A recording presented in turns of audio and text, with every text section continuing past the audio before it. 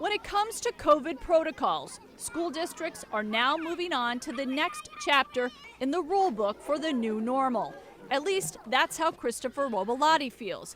He's the Assistant Superintendent of Human Resources and Safe Schools for the South Colony School District. Does this school year feel more like it did pre-COVID?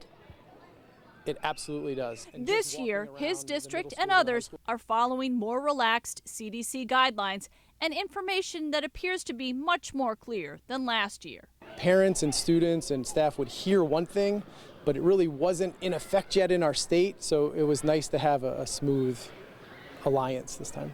Bob Lowry, the deputy director at the New York State Council of School Superintendents, breaks down the biggest changes. Probably the biggest change is around quarantine requirements.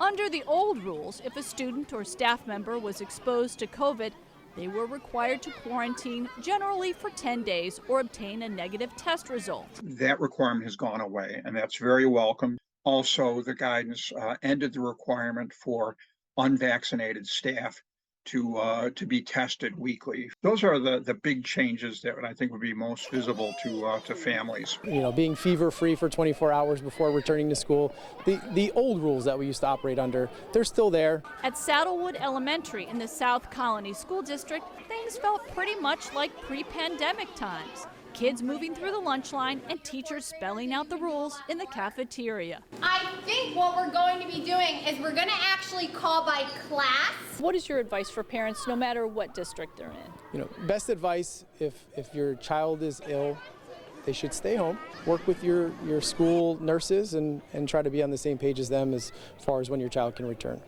Anya Tucker, News 10 ABC.